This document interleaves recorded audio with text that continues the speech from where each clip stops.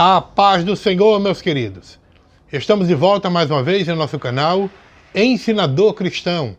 Quero convidar você para dar o seu like e se você ainda não é inscrito em nosso canal, inscreva-se, ative também o sininho de notificações para receber as nossas dinâmicas a cada semana, tá bom? Hoje nós queremos tratar de 3 dinâmicas que estão relacionadas com a questão da Bíblia. E então, a primeira dinâmica nós vamos falar sobre essa questão de quantas pessoas relativizam a Bíblia e não vê ela como um livro que traz uma mensagem com um aspecto moral e universal que serve para toda a humanidade. Então, o que é que você vai precisar para esta dinâmica? Você vai precisar de 2 coisas bem simples. Você pode fazer 2 cartões, um branco e um preto, tá? Pode ser um pouquinho maior, se você quiser. Você pode usar uma folha de cartolina, né? Pode usar qualquer caixa de sapato que tenha preto, tá? Pode usar também uma cartolina guache preta e recortar, tá? Fazer 2 cartões, um preto e um branco, tá? E então, como é que você vai fazer essa dinâmica? Quais serão os procedimentos? Você vai iniciar apresentando aos seus alunos, primeiro do que tudo, o significado do termo relativismo em relação à Bíblia, já que esta é a visão que alguns têm em relação à Bíblia. Ela vê a sua mensagem como algo no sentido relativo.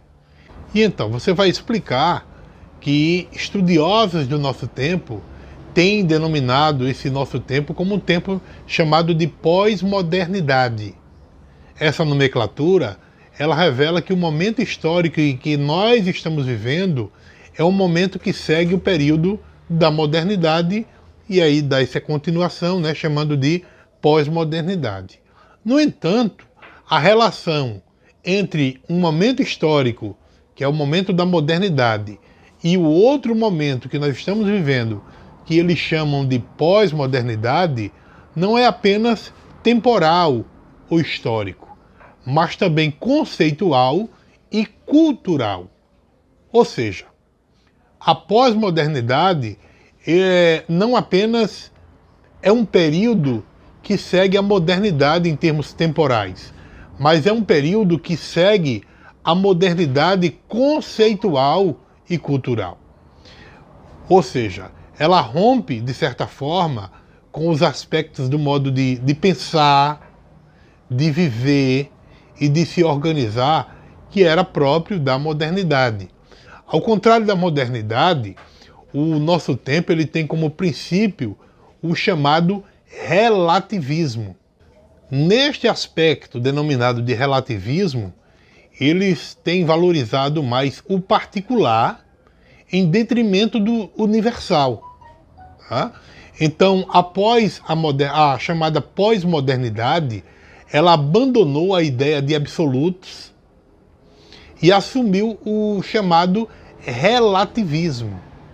Então, de acordo com a visão relativista, o mundo pós-moderno, ou os conceitos morais, eles não se baseiam nos valores absolutos das Sagradas Escrituras. Então, para a sociedade relativista, as verdades, os valores da Bíblia são relativos, são parciais. Ou seja, a prática da moral, da ética, depende da experiência de cada um. Então, é tipo assim, o que serve para você pode não servir para mim em relação à Bíblia. Cada um constrói os seus próprios valores. Então, eles ensinam que não existem leis e verdades absolutas e universais. São algo particular de cada um. Então, por conseguinte, eles questionam a possibilidade de se estabelecer princípios morais que devam reger a conduta de todas as pessoas no sentido universal. Então, o nosso tempo ele rejeita qualquer critério que seja universal, né? Que seja no sentido universal para medir os valores, ou para estabelecer padrões de valores que seja universal. Para eles, qualquer tipo de padrão de valor é individual e não universal. Então, após esta explicação que você deve dar para os seus alunos, você apresenta esses dois cartãozinhos, tá? O branco e o preto. Em seguida, você pode falar o seguinte, depois de mostrar os dois cartãozinhos, né? E as duas cores, perguntando que cor é essa e que cor é essa. Então você vai dizer o seguinte, aqui nós temos um cartão preto e um cartão branco. Então, assim como não existe relativismo nestas duas folhas, ou ela é preta ou ela é branca, né? Então, é como eles estão vendo, uma é preta e outra é branca, certo? Então, é o que acontece na questão dos padrões em relação ao ensino da Bíblia Sagrada. Uma coisa ou é pecado ou não é pecado. Não existe meio termo, ou daquele tipo, né? Quem decide sou eu. Quem decide se algo é certo ou errado sou eu. Não. Não existe essa história de dizer que qualquer julgamento depende do ponto de vista de cada um, como ensinam os relativistas, né? Ou de quem julga ou de quem analisa. Não.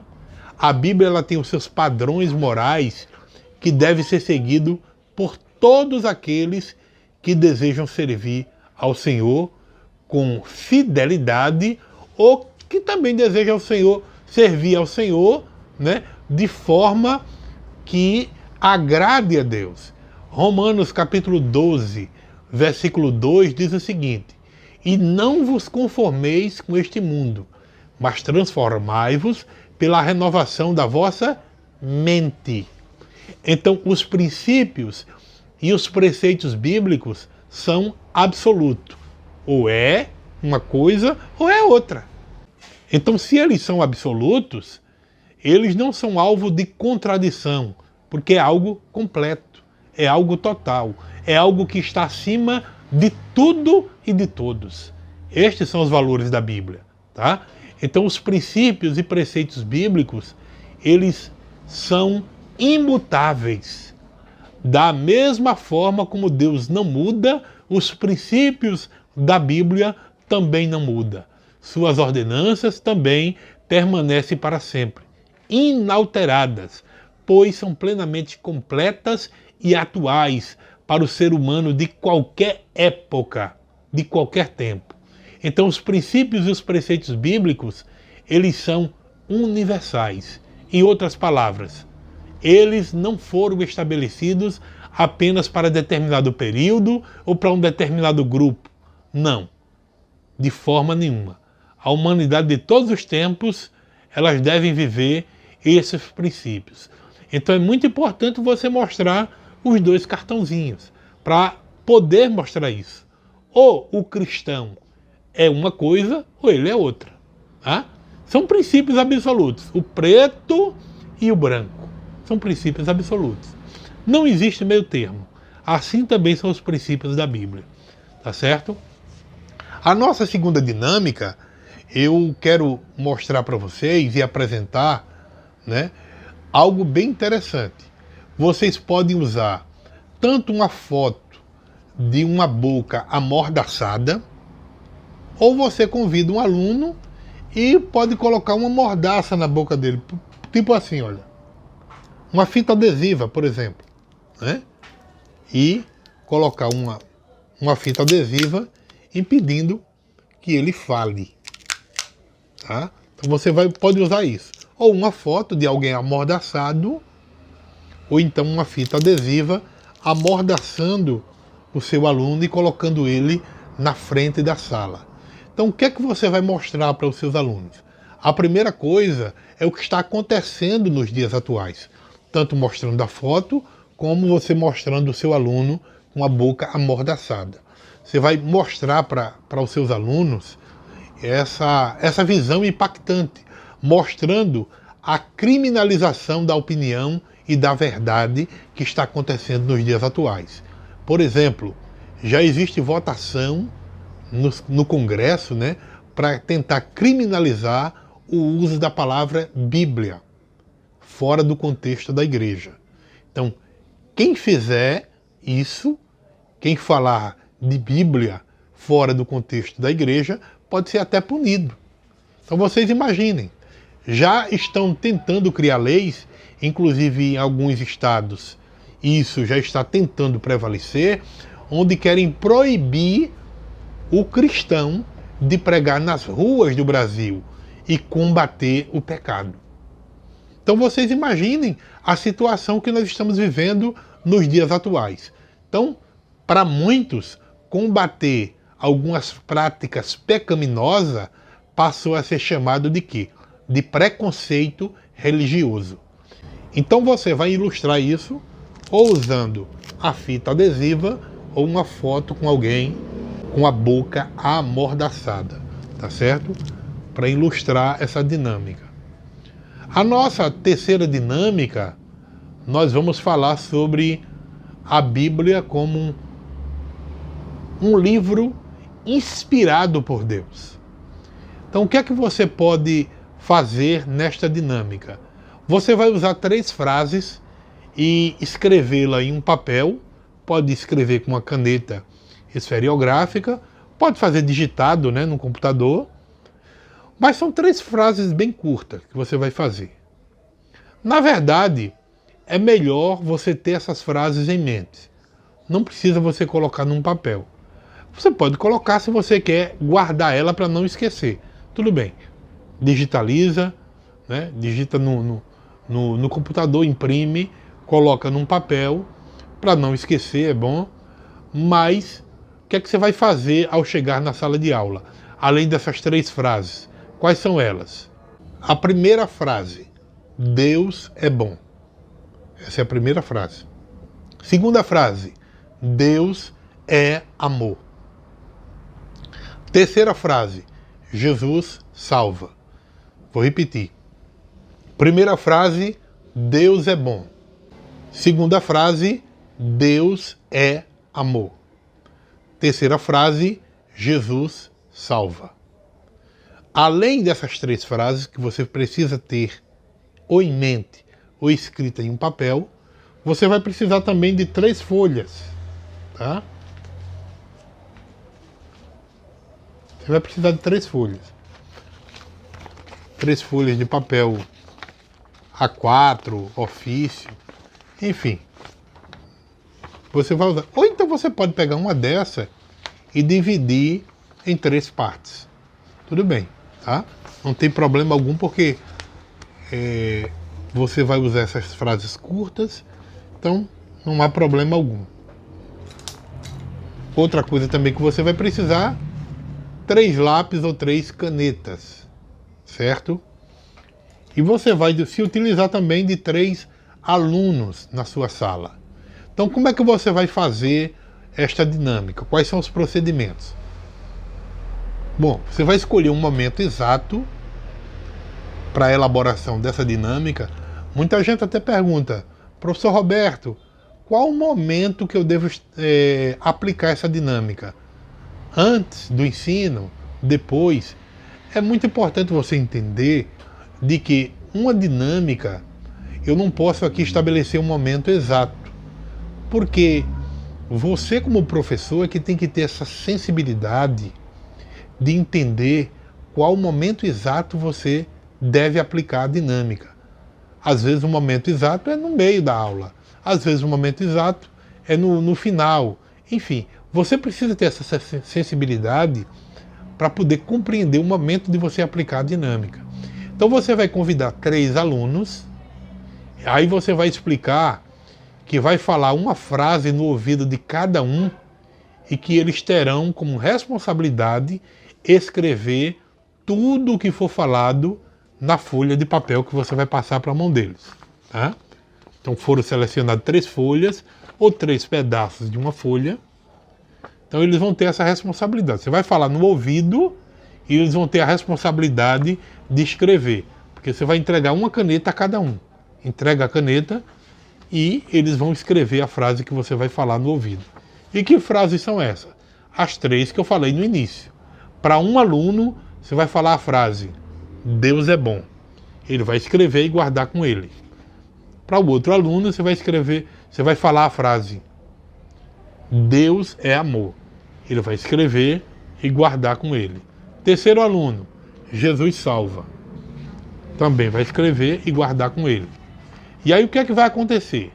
Depois que você falar as 3 frases no ouvido do seu aluno, você vai pedir, ou melhor dizendo, primeiro você repete a frase, cada uma das frases, e vai pedir para que o seu aluno vá mostrando a frase que foi escrita. E a partir daí, você vai esclarecer que a inspiração da Bíblia é algo parecido com o que aconteceu naquele momento, tá? Então você vai explicar que o que diferencia a Bíblia de todos os demais livros do mundo é a sua inspiração divina. Então é devido à inspiração que a Bíblia é chamada de Palavra de Deus. Então, o seu aluno precisa compreender o que é essa inspiração. Para melhor compreensão, então você vai mostrar que inspiração é, no sentido filosófico, por exemplo, é o ar entrando para dentro dos pulmões, né? Você recebe o ar para colocá-lo nos pulmões. Isso é inspirar. Expirar é colocar para fora. E inspirar para dentro, tá? Então é pela inspiração do ar que nós temos o fôlego para falar, tá?